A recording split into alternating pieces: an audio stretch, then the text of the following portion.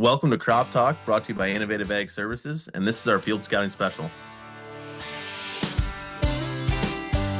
Each week from March through October, our agronomy team shares timely, boots-on-the-ground updates from across the IAS geography, so you can make confident decisions as the seasons change. Today, you'll hear a quick regional update from our IAS agronomists, including what we're seeing in the fields right now, what to keep an eye on next, and a few practical scouting reminders you can put to work this week. I'm your host, Nicholas Kiesman, and on this week's podcast, we are going to be talking disease, fungicide, and more fungicide. And to kick things off, I'm going to send it out to the Northwest region where we can hear from Owen. Owen, what do you have for us? Thanks, Nicholas. This is Owen Heatland, agronomist at the Cleves location, covering Franklin, Butler, Grundy, and Hardin County. We have really moved along with the heat since the last time we spoke. So most of the corn, I would say probably 50% is tasseling, with the rest not too far behind. Beans are in the R2 to R3 stage, are finding some beans that are ready for that fungicide and insecticide pass. We are having planes, drones, Haggies, etc., moving on fungicide on corn. So the biggest thing that I'm seeing is just, fungicide timing. Have looked at a lot of crops and haven't seen a ton of disease.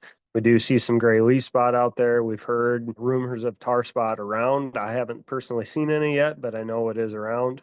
Seen some eyespot, some bacterial leaf streak, and just a multitude of different diseases. I have also started to see a fair amount of rootworm beetles start to emerge. So it is very important that we continue to check the corn as we are spraying for fungicide, and then making a plan whether if it's going to beans or corn, if we're going to beetle bomb, if there's going to be a first pass or a second pass when we apply that beetle bomb, and then, continue to check for more emergence of beetles as time goes on. When we flip over to beans, as we're looking for that R3 stage of the beans, we are starting to see that on some earlier beans, anywhere from a 1.7 to a 2.0 or 2.1.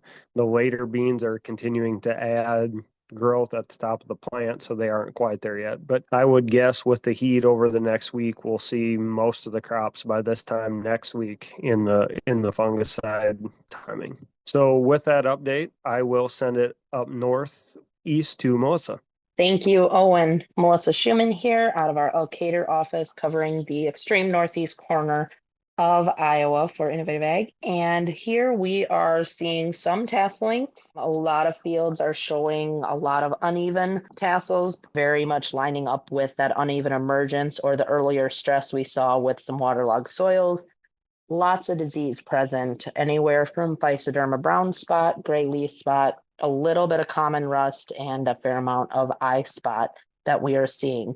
And then watching some fields that had a lot of wind damage earlier, we're seeing more significant goosenecking. So just kind of keeping an eye on those and having conversations about adding in micro components in with those fungicide applications, and just kind of keeping an eye on it. We have not started fungicide applications here yet, but in the coming week, we'll likely see those helicopters flying here. With that, I'm going to send it down to Adriana in our eastern sector. Thank you, Melissa. I'm Adriana Herlash, covering the southeast region, mainly Jones County and parts of Delaware County. Over here, we're wrapping up a couple of resprays, mainly though getting out in front of growers, trying to have those fungicide conversations, as it is right around the corner. Corn is tasseling or about to tassel, and soybeans are R2 for the most part. Some are pushing R3. Disease pressure is starting to become more prevalent. Again, I'm seeing some gray leaf spot. I haven't seen tar spot yet, but it doesn't mean that it's not here. I'm also seeing a lot of insect pressure among bean fields, between Japanese beetles, a couple of aphids showing up as well. With that, I will kick it back to Nicholas. Thank you. Thank you very much for that, Adriana. Sounds like, kind of the bring it all together. Either we're seeing tassels or they're already out there and we're already spraying. Beans are right around the corner. When it comes to fungicide, optimum timing. We always talk tassel or slightly before is kind of my rule of thumb, just to make sure it's getting out there. Is that how you're approaching it year in, year out? I know I had the conversation with the grower yesterday. Well, it's hot and dry. That means tar spot's not going to come in. Should I wait? How do you handle those conversations and make those decisions? So the trials, the reps, almost everything would tell you that tassel is the time you want to spray. Some seed companies, some varieties, maybe you would push it a little bit later, but the reality is if you're spraying one time, tassel is where you're always going to get the most bang for your buck. Now out this way, because southern rust was so bad last year and it was so wet, we had issues getting fungicide on. There is a lot of two pass going on. And so some of that has actually been pushed earlier. To me, as long as the flag leaf is up and emerged, that means you can get good coverage on all your leaves.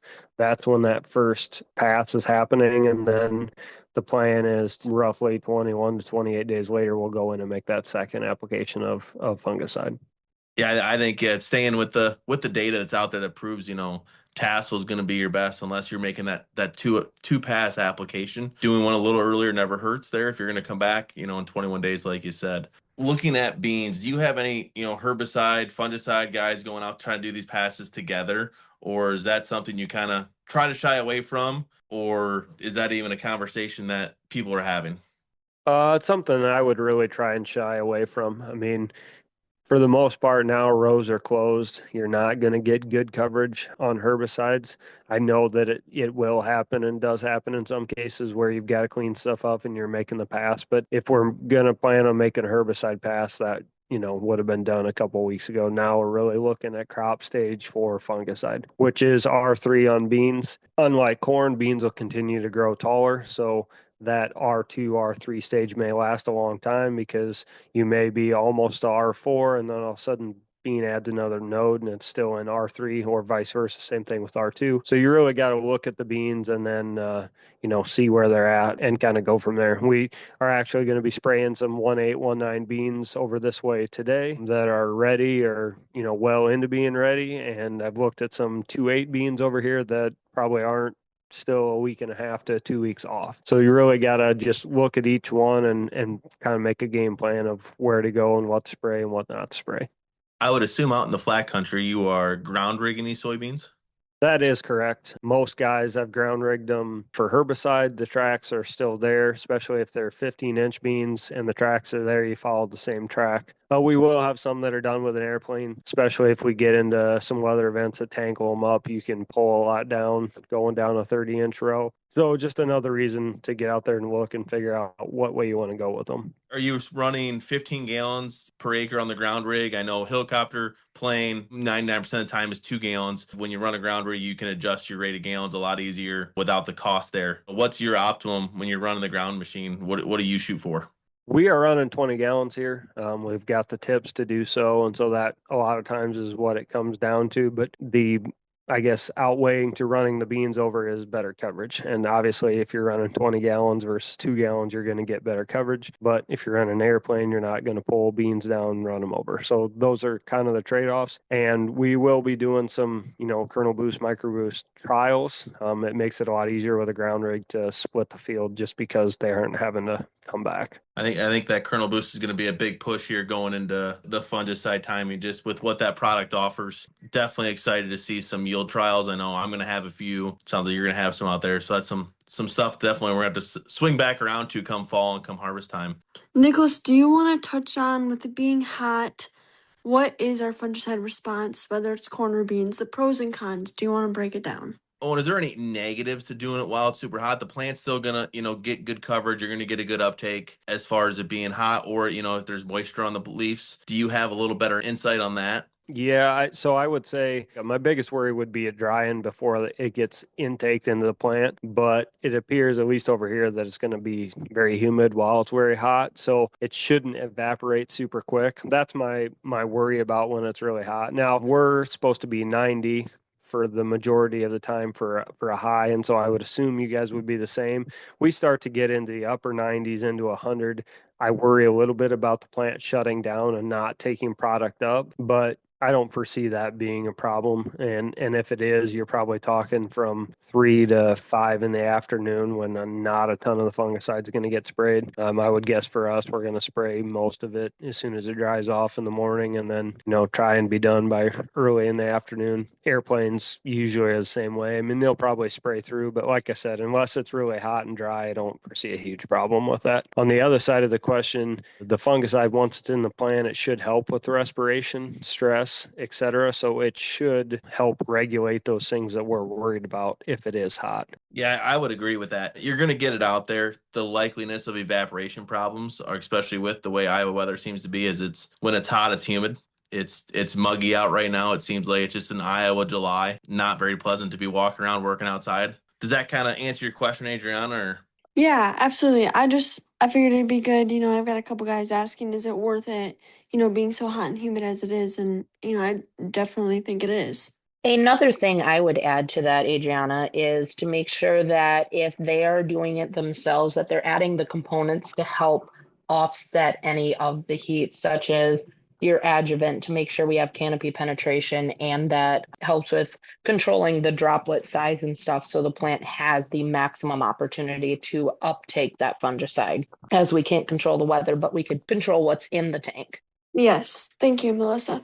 you can only control so much. You can't outguess Mother Nature, and you can't change what she's doing. So making sure that we got the right adjuvants, running master lock at the right rate, whether it be ground rig or aerial, making sure you got those products in there. If you're making that pass, adding in a foliar to help give it a little boost, if you will.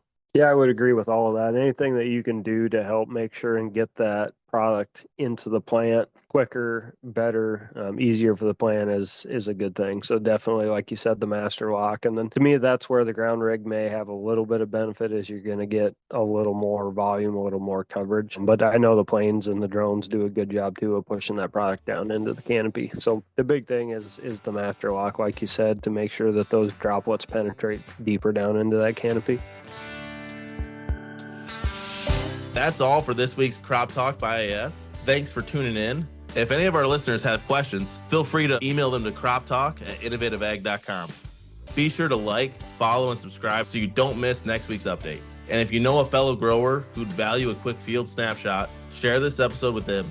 For more agronomy resources and to connect with your local IAS team, visit innovativeag.com and follow Innovative Ag Services on Facebook, Instagram, YouTube, and LinkedIn.